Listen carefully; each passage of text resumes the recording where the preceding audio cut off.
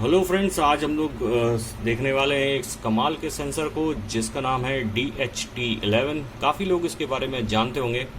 इसका जो main task है वो है हमारा टेम्परेचर को सेंस करना, और ये टेम्परेचर का इसका आप इनपुट इससे आप ले सकते हैं। आउटपुट डिवाइस जो भी आप लेना चाहें वहाँ पर आप इसका आउटपुट दे सकते हैं।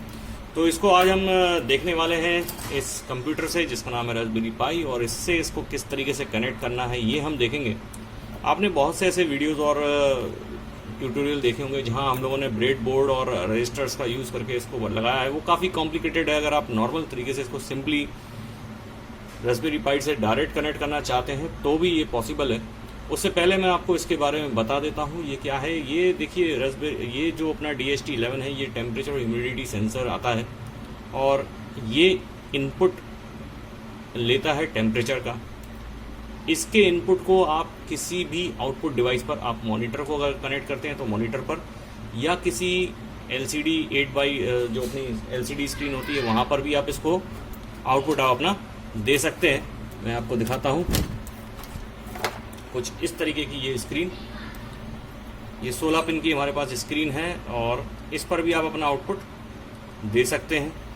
और भी किसी भी टाइप के आप कंप्यूटर अगर आप यूज़ करना चाहते हैं तो वहाँ पे अपना आउटपुट दे सकते हैं, या इस आउटपुट का यूज़ करके कुछ और भी आप प्रोग्राम चलाना चाहते हैं तो वो भी आप इसको कनेक्ट करके चला सकते हैं। तो सबसे पहले हम इसका कॉन्फ़िगरेशन देखेंगे और इसका स्पेसिफिकेशन देखते हैं। स्पेसिफिकेशन में अगर मैं आपको बता दूँ तो इसका ऑपरेटिंग वोल्टेज जो है वो अपना 3.5 टू 5.5 वोल्ट तक होता है, और अगर करंट की बात करूँ तो 0.3 मिली एम्पियर आपका करंट रहता है। और आउटपुट जो अपना आता है वो सीरियल डेटा ये देता है, और टेम्परेचर की रेंज जो है 0 से लेके 50 तक का रेंज ये दे देता है। 50 के ऊपर ये ठीक से आउटपुट नहीं देता है या गड़बड़ करने लग जाता है।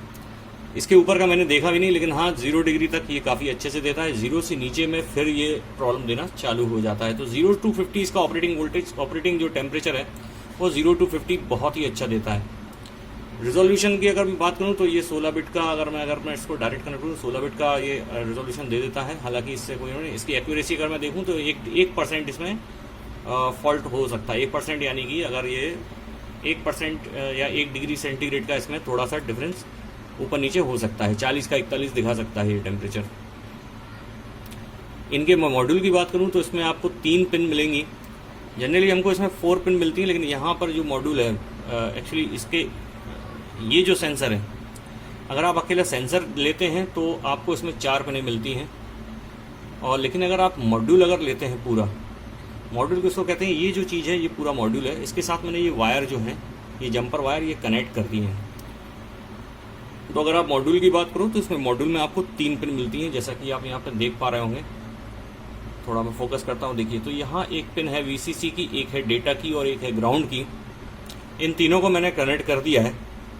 अब अगला टास्क है कि इसको रास्पबेरी पाई पर आपको कहाँ कनेक्ट करना है ये आपको देखना है।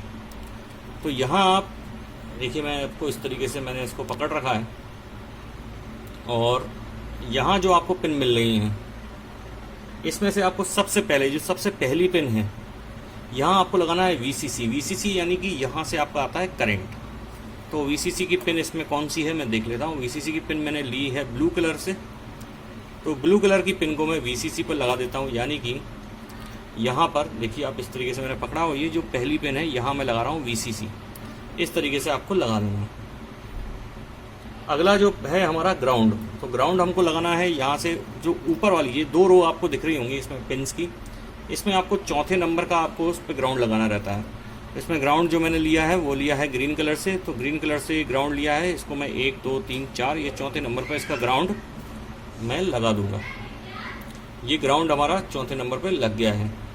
अगला जो बचता है डेटा, जो सबसे मेन और इम्पॉर्टेंट चीज़ है वो है हमारी डेटा वाली ये बस। इसको हमको कहाँ लगाना है, इसको जो हमको लगाना है वो लगाना है तीसरे नंबर पर यहाँ से, यानी कि इस वाली लाइन में ये तीसरे नंबर पर आपको लगाना है। एक बार आप ये चेक कर लिया करें मल्टीमीटर से कि जो अपने बस अपने यूज़ करी हैं ये सही से काम कर रही हैं या नहीं। इसके बाद आप इसको, ये आपका एक मॉड्यूल पूरा तैयार हो गया है। अब इसका आप यूज़ कर सकते हैं।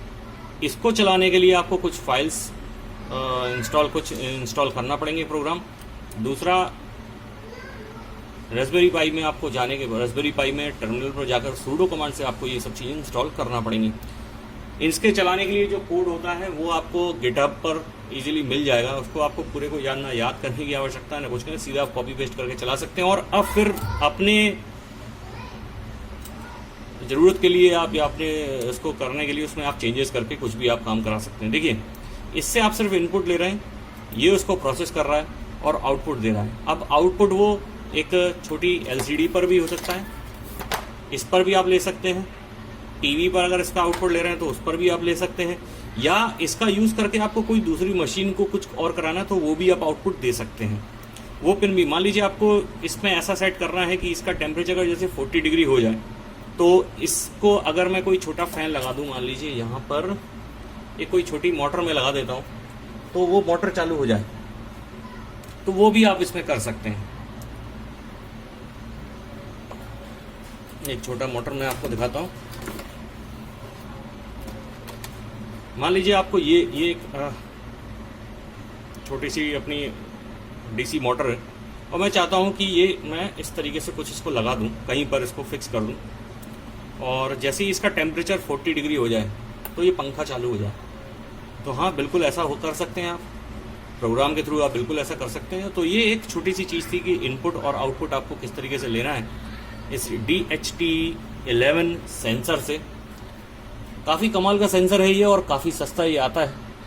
इसका उपयोग करके आप बहुत अच्छी अच्छी चीज़ें बना सकते हैं। तो आगे आने वाली वीडियो में हम इसका कंप्लीट ट्यूटोरियल देखेंगे और देखेंगे कि इसका मॉड्यूल किस तरीके से हमको इंस्टॉल करना है सूडो कमांड से और कहाँ हमको गिटहब पर इसका प्रोग्राम मिलेगा।